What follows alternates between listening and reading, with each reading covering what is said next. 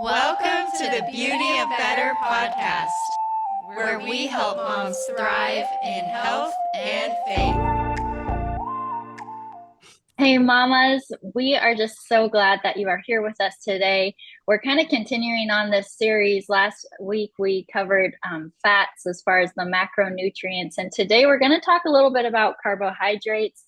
It's something, often in popular culture that people can be leery of, or maybe there's certain fad diets out there that have given a bad rap to carbohydrates. But we're just hoping to have good conversation about that today. Hopefully, just dispel some of the myths about carbohydrates and how actually like they are really good sources of nutrients for our bodies. And ultimately, I always think God refers to himself as the bread of life.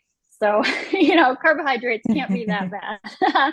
But we're just going to talk a little bit about that today. But first, I just wanted to talk a little bit about just the role of carbohydrates like in our bodies. And, carbohydrates are one of the main sources of fuel for all of our body processes, especially if you're active, for exercise. Like our body needs glucose in order to function and to thrive and survive. It's just looking at what are the sources of energy from carbohydrates that are the best for us. Ones that contain fiber that help slow down that release of the sugar from the carbohydrates to our bloodstream so that we get that, so that we stabilize our blood sugar.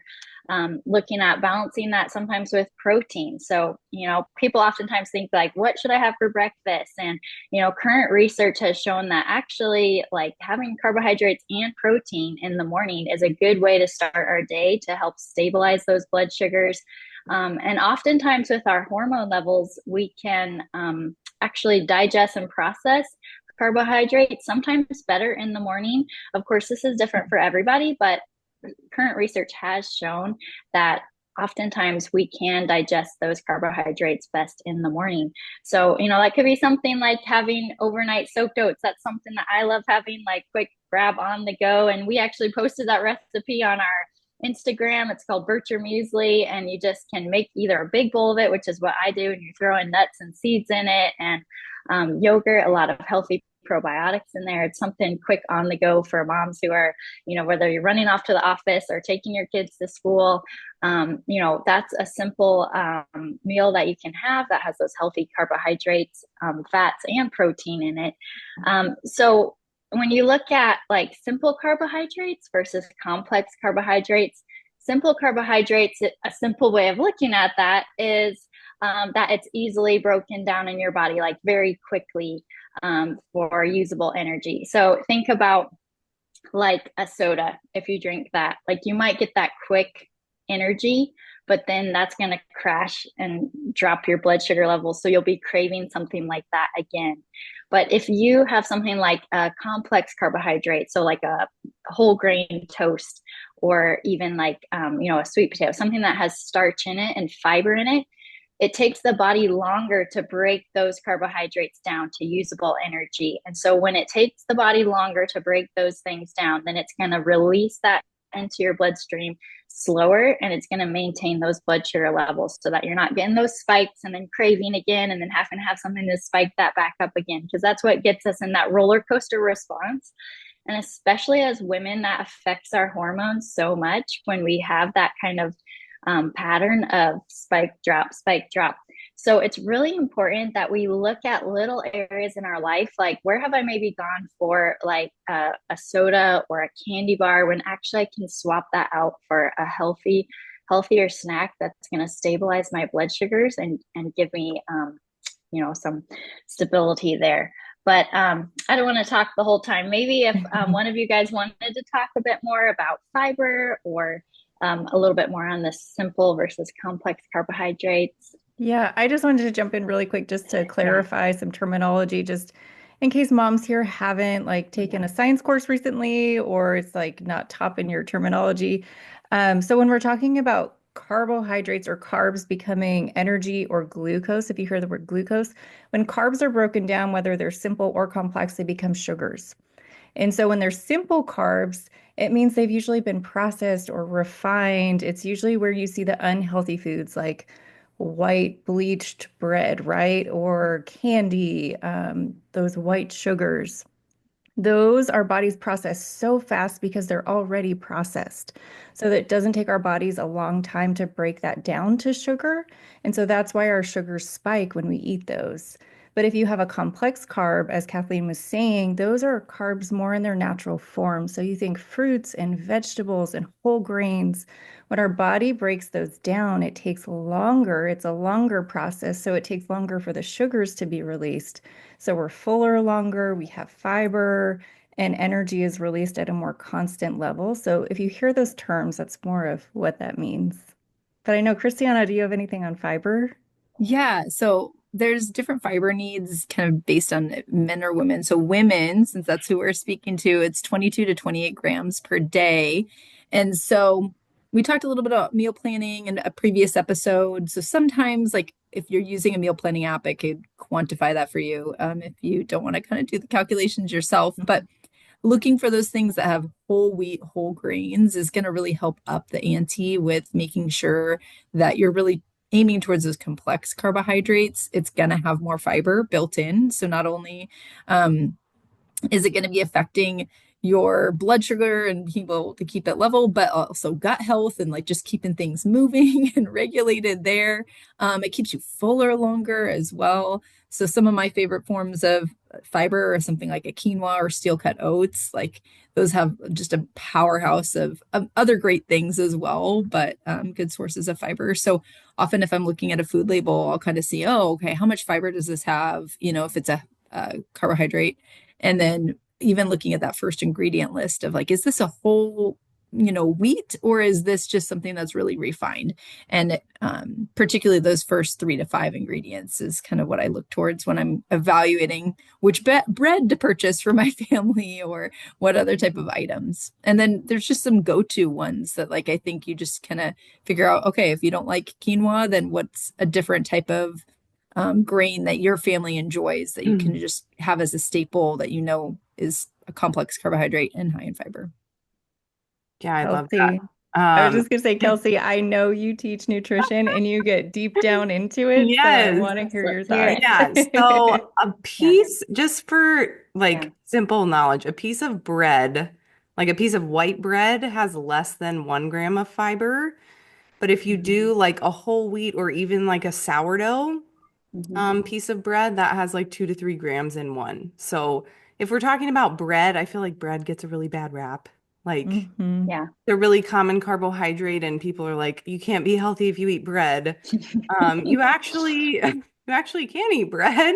And when you're looking at, like Christiana said, when you're looking at the ingredient list, um, I'm sure this has been said before, but just as a reminder, the ingredients that come at the beginning are the ones that are in the food the most. So if it's listed first, that means like this is the most potent ingredient in this food. So when you're buying bread, if you're not making it yourself, look for, bread that has like the least amount of ingredients or added preservatives. I like to get it at a bakery if I'm not going to make it because it's like flour, water, and salt. That's really all it is. So, Yeah. Or uh, all it should be. yeah, right. Well, that's all we want it to be. Like, Yeah. I like to make sourdough at home. It's like a fun hobby, is something I get to like do with my hands, and I enjoy that. But not everybody's cup of tea. If that's not for you, just, look for a bread that has less stuff added to it. And if you can buy it fresh from a bakery, do that. If you don't have access to that, then just look at the ingredient list and when you go to the store and buy the one that's like the least has the least added stuff to it. Um, and then what was the other thing I was going to say? Oh, carbohydrates. I feel like I should say this too, because for fats, we said they have 9 calories per gram. Carbs and proteins have 4 calories per gram. So it's not as dense of an energy source as fats, but it's still a primary use. Like we use carbohydrates all the time. You're walking around, your body's using carbohydrates for energy. You're doing daily activities, your body's using carbohydrates for energy. So anything that's like lower, the intensity levels kind of depend on how efficient your body is at burning different things for fuel, and we'll probably get into that in a different episode. But just know that carbohydrates are good for exercise, they're good for daily activities. You should have them as a part of your diet, and um, it's definitely easier to eat more of them, I think. Like nobody ever said, man, like I had a really hard time getting my carbohydrates in today. That's so They Yeah. true. typically taste That is really so good. true. I Yeah. love to make every week we'll do like a pan of either diced sweet potatoes or even regular potatoes. And my kids actually like sweet potatoes better than Hmm. regular. So I'm like, okay, we're gonna do that this week. Or so we typically do that, but just looking for fiber in whole foods, right? Like it's okay to have things in moderation, but things like fruits and vegetables are actually considered carbohydrates. So we already defined simple and complex, but there's technically those are carbs. So Yeah.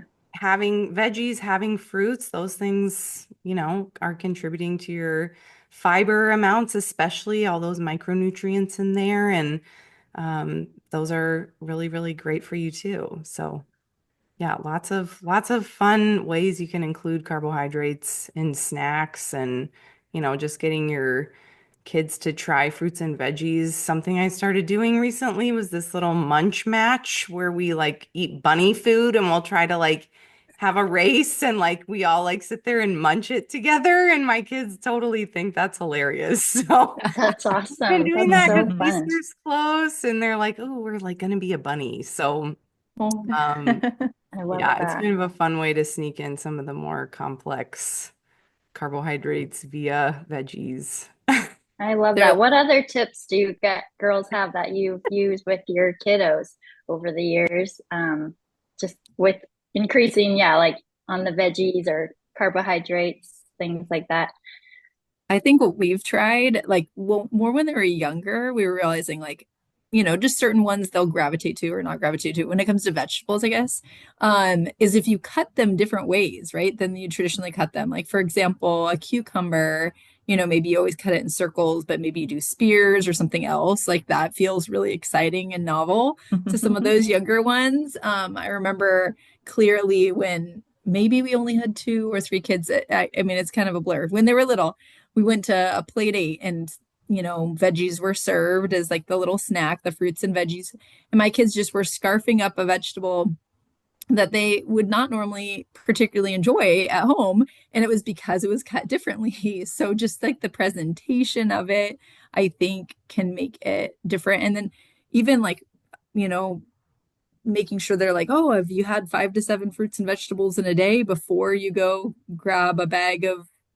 processed snack Yeah. food, just kind of like having that be a family habit or a family rhythm of like, I'm going to look for a fruit or vegetable before I'm going to grab something that is going to sit on a shelf for a good period of time and still stay shelf stable. So Yeah. those are just a few things in our home.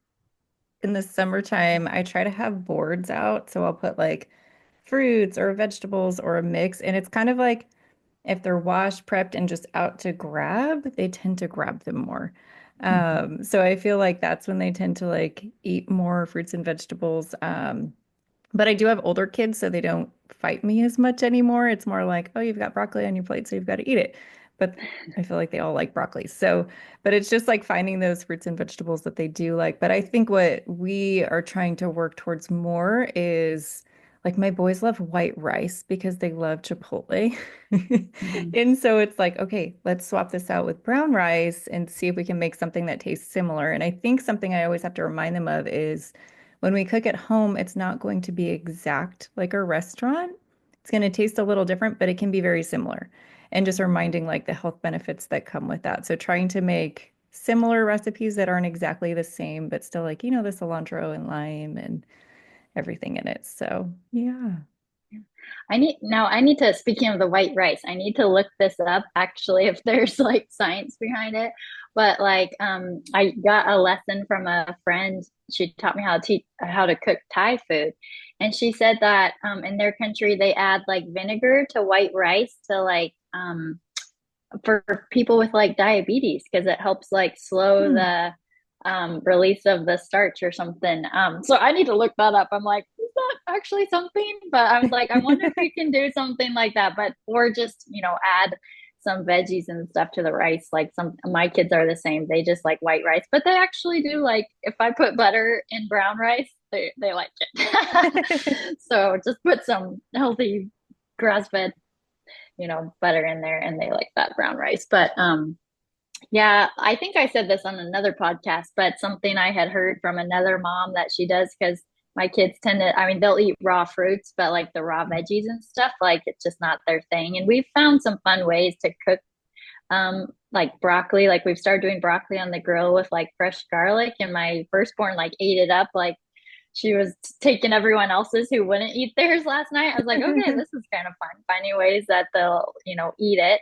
But I usually put all of it kind of like you said, Danielle, like on boards. And if you put it in the middle, then all of a sudden, like they're all grabbing it. And then the ones who wouldn't usually go for that food, they're like, I feel like I should take it because Peer pressure. It is peer pressure in a good way. Yeah. And so that actually has worked for us and has worked with neighbor kids coming over and who are picky eaters and then them being like, oh, hey, I'll eat this. And then I tell their parents they ate that and they're shocked. So, you know, sometimes just those little trying something different. And I'm going to try that way, Christiana, of like cutting them in different shapes. But I tend to make everything in smiley faces at the minute. So it's like fruit and vegetables, like all on the plate in a smiley shape form. And somehow that's like magical to them and they'll eat it. So I'm just happen to be an artist with food lately. But So yeah, good. but for a while we were actually like gluten free because my husband needed to be on that for a while, and actually my second born daughter had to be gluten free for a while as well. Thankfully, they're both able to eat it now just fine, which is awesome. But we kind of switched over to like quinoa pastas. You know, sometimes like just trying those pastas that have more fiber in them and a little bit more nutrition than the white pasta. Like you might be surprised that like your kiddo actually loves them. And it's not having gluten free for the sake of gluten free, but it's just trying something different, you know, that even like those chickpea pastas, like something like that can like boost your protein and help keep kiddos fuller longer. So sometimes I just try those just for that sake, for increasing that nutrition amount and the fiber and protein. So that's something that mamas can try. Yeah. And I think like just like any change that we do, like it's not gonna be like accepted on the first time, like maybe as a family or with the kids. And so it's that repeated exposure. I know when my kids were infants, I was determined to like affect their food palate by exposing them to all the like bad tasting vegetables first, like the green ones, you know? And I'm like, we're going to start with green and then we'll move to red and then we'll move to orange and then we'll move to yellow. And I was like very strategic with like, you know, you can develop that palate or you can change it if you haven't been exposed to it and maybe you just didn't have them as an option. And so you're like, okay, like for me, I hated Brussels sprouts for the longest time. Like, I'm like, I have to like get over this. It was almost like a challenge of like, okay, like I know I don't like this, but I'm saying you got to try things and it has great stuff in it. And so I just tried cooking it different ways until I finally found something that I'm like, oh, you know, like kind of like what you did with grilling broccoli. Like, so if I'm asking my kids to take on something challenging and hard for them, I've tried to find something that's challenging and hard for me and then try to model that as well. And then just like, it's not perfection. We're just growing and changing our palate, and that happens over time. So I was wondering if we wanted to speak to kind of the elephant in the room of, you know, the low carb diets and the gluten-free diets, because I feel like I just meet people all the time. I know some of you do too, where it's just like that's what people go to when they feel like they have to make a change in life or make a change in what they're eating. So I don't know if we wanted to speak into that at all. Yeah, if anybody wants to jump in. Kelsey, did you want to jump in or? I She can might be share some rocking the key things baby if you're back to rocking baby. sleep. That's If you don't okay. have the video on, Real life. she's carrying a I love baby. it. Yeah, so sweet. Oh, I see your mic's off now. Sorry about that. Yeah, I think I was kind of looking up more of some of the current research on that.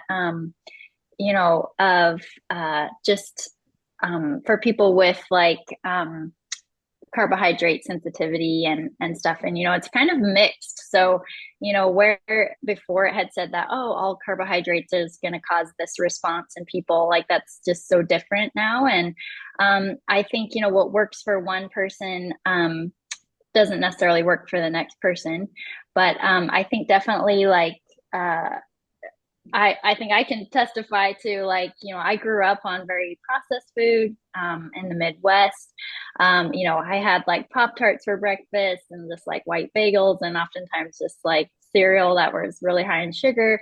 And just like over time, like I started to change that gradually and just moved from white bread. Like we always had white bread in our house. And then I changed that over to like in college, starting to have brown bread. And I slowly made these like incremental changes.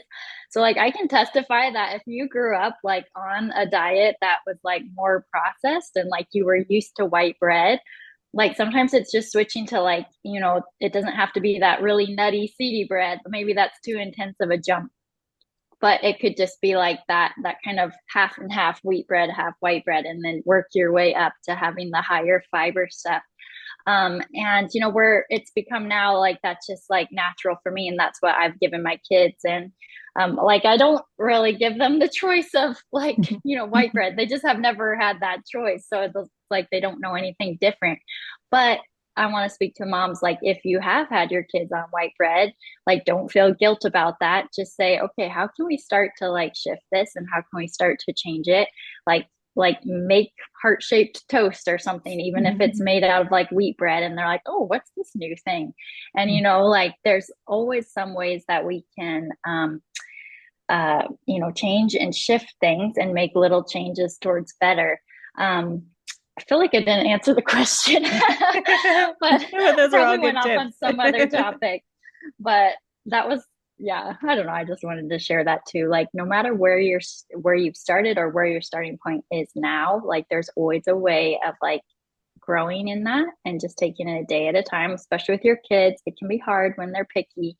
But it's like, yeah, we just come at it with consistency and just say, hey, we're doing this, and talk about, like I talk about with our kids, we have a new little boy in our family that we're fostering. And I talk to him about like, oh, this gives us superpowers. And these are the superpowers it gives us. And so like he just now with all of his food, he's like, does this give me I'm a superpowers? superhero. Yeah, I'm a Oh. superhero. And like, I'm like, you are, bud. You're turning into one every time you eat this stuff. And, it's with littles, like he's 3 going on 4.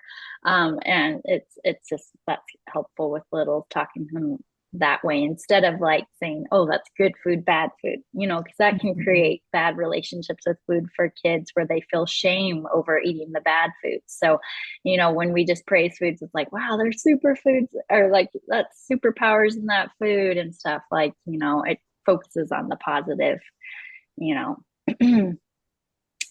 I love that, Kathleen. Okay, I'm gonna hop in because he's asleep, I think. I've got a little baby on me right now. So I think just to clarify with gluten, if like there's celiac disease, which is an actual autoimmune disorder, where your body's immune system is like attacking the lining of your small intestine when you consume gluten. So that's like an actual disorder that some people have, and they cannot eat gluten because if they do, their body mistakes it as an invader and it really affects their small intestine. So um, it can cause inflammation and they're not going to absorb other nutrients super well because of that. So that's celiac. And you might have, like abdominal pain, bloating, diarrhea, things like that that are related to celiac disease. But gluten sensitivity is not going to cause the same type of damage to the small intestine that celiac disease does. So I think a lot of people just assume that if foods are gluten-free, they're automatically healthy, uh, which I just, that whole idea of, I'm going to cut gluten out of my diet and see if it makes me feel better. Um, you might feel better if you do that, but it also might be related to the fact that you're just having less processed foods if you cut gluten out, because gluten is in a lot of processed foods.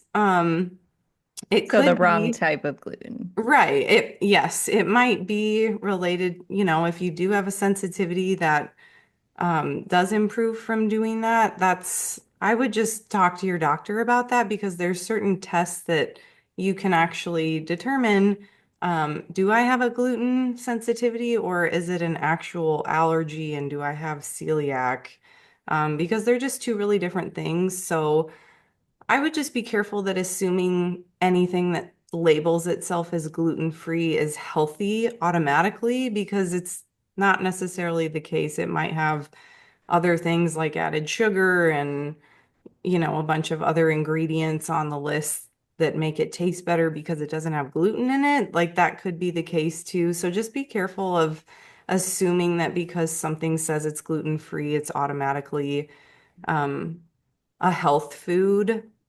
Well, and I Um, think that's one of my why I wanted to ask that question was because I feel yeah. like that's how it's marketed right now. Yes. Is so many things, especially in Southern California, are marketed as gluten-free, but it's like in the health section and like looking healthy and like you should buy this if you want to be healthy, where it's not even speaking to allergies or sensitivities. So for Yeah. people who do have allergies, like, man, what a great season to have an allergy because you Yeah. can actually find options right now.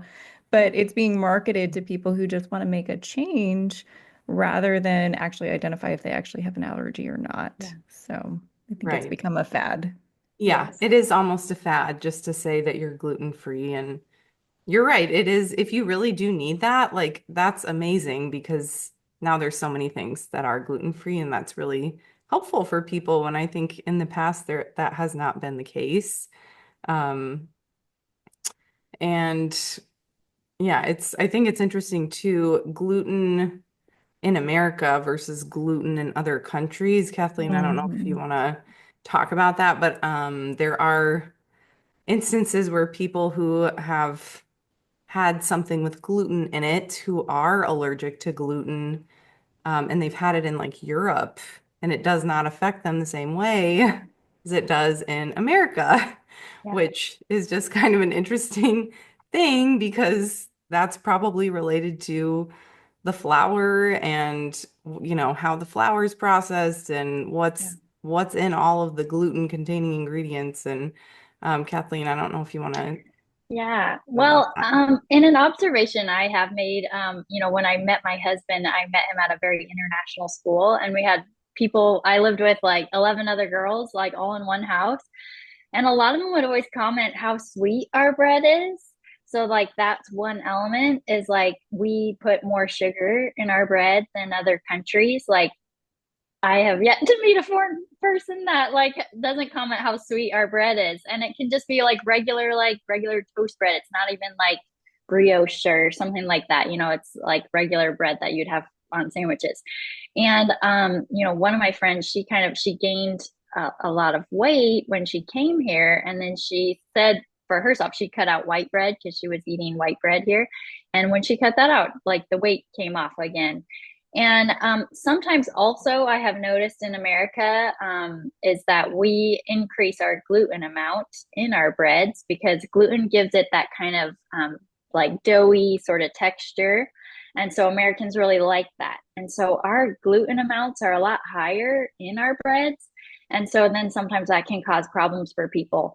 But I mean, you look at like, I've been to Paris and people eat baguettes 3 times a day and like they're all thin. So I'm like, bread is not the problem. Sometimes it's just the processing of it in America of like what the consumers are wanting. And then manufacturers respond to that by making bread into kind of a more unnatural form that our bodies are like, ooh, can't handle that so well. And so, and well, but then again, in Northern Ireland, still my husband, like, for a while, he did have to be gluten-free, and we got him tested and he did have sensitivity. And we even had him on like the most organic sourdough bread. We were trying everything, and even that was like causing problems for him. And so for him, at least, taking a period of time when he removed that from his diet, like let his body heal and then be able to process it again. So he's able to eat it now. He makes sourdough for us, and we have a starter from Dublin, and it's really good, and he's able to take that. But and that might be some people's case, but you know, like if it's not a diagnosed condition, like I think definitely there is that mindset that's like, oh, gluten's bad, when gluten is not bad. Gluten is merely the protein in the flour. And so, we don't need to be afraid of that. But like we were talking about, if you suspect that something is wrong with your body, it's better to go get tested. See your doctor, talk to them about that, rather than just guess, or rather than just to take the popular opinion in fad culture that like all gluten is bad. It's better just to test than guess in that instance. And so I think that's what we're all kind of saying here. But yeah, I think too, sometimes it can almost be easier to look for something that's popular just to say, I'm going to cut this out and then I'm going to be healthy, instead of doing the boring, hard work that it takes to come up with a creative meal that tastes good with just like, whole ingredients that are coming from the ground. And I think that's almost like a symptom of a bigger problem. Like people would rather just do the flashy thing instead of doing it's like it's kind of boring. Just like exercising like with the basics, like it's not always this big sexy thing. Like it's just like we're doing the basics over and over and over, and that's what consistently creates a healthy lifestyle, is when you can take something like a potato and find 5 different ways to cook it, and that's good. So I think instead of focusing on um, what's the most popular thing to cut out, if we can just look for things to add that have fiber and are good sources of complex carbohydrates, I think we would all just feel a lot better, and it would probably make a bigger difference in our health. So, And I think that's what we've talked about in quite a few episodes, is just having that mindset of what can we add to be better, rather than like, what are we restricting or what are we taking away? And, I think fiber, and Christiana spoke to this, is so important. And having the right amount of fiber can lower your risk of diabetes. It can lower your risk of obesity. It can lower your risk of certain types of cancers. And so when you cut out carbs, you often miss that. And so, yeah, I feel like it's so important to incorporate it in a healthy and whole state. yes, I just love what we've been talking about, and Kelsey, yes, you said it just right. It's like it's a lot simpler than what we've made nutrition into. And I've really seen that, especially in America. Like we make it so complex, so confusing. And really, it comes down to just like basic whole foods. Like sometimes I feel like I'm like, why am I into nutrition? Because I'm not an extremist in any way. I just eat normal whole foods. And sometimes like you feel this pressure from culture, like you need to be more extreme in order to actually be passionate about something. And it's like, no, because it is simpler than what people think. It's like eat foods from the earth and just like have fun with it. Like so many cultures have fun with food so much more than we do in America, because we're so hyper fixated on like whether this is going to make me gain weight or not. And it's like, also, I just want moms to have freedom to like have fun with food, especially if you've had a bad relationship with food. Like just, I don't know. I just, even this is my prayer just over moms, that you would, even this next week, that you would just feel joy over food again. That like when you gather at the table with your kids and your husband, that you would just feel a sense of like joy in just the gathering around food. And that it doesn't have to be as complex, as like stressful as sometimes we make it. So even if that means just simplifying your menu down to like these kind of finding some whole grain carbohydrates that your family likes, and then adding in slowly like vegetables that your kids eat, and then having them try other ones. Like, let it be fun and experimental, trying out new fruits. Just like bringing some fun back to food again, like I think is just so important. I just wanted to share that because, it can get so complex, and really it is more simple than we think. And when it comes to carbohydrates and stuff as well, like, not stressing about that, like, oh, should I eat the pizza? Should I not? It's like, have the pizza and fully enjoy it. Like, research has actually shown that our bodies process food better when we enjoy it. And like when we're in a relaxed state rather than stressed. And so I just really set over moms, like, just not to be so stressed about food and just know that it can be easier. I think that's such a great way to wrap it up, Kathleen. I feel like just that idea of moms, we hope that this week you can take one small step to becoming better in your relationship with food and with carbs and helping introduce your kids to that. And we just bless you this week. Thanks so much for listening to the Beauty of Better podcast. If you liked today's episode, don't forget to subscribe. Connect with our community and check out other resources on our website at beautyofbetter.com. We hope this podcast helped you take the next small step to find the beauty in becoming better.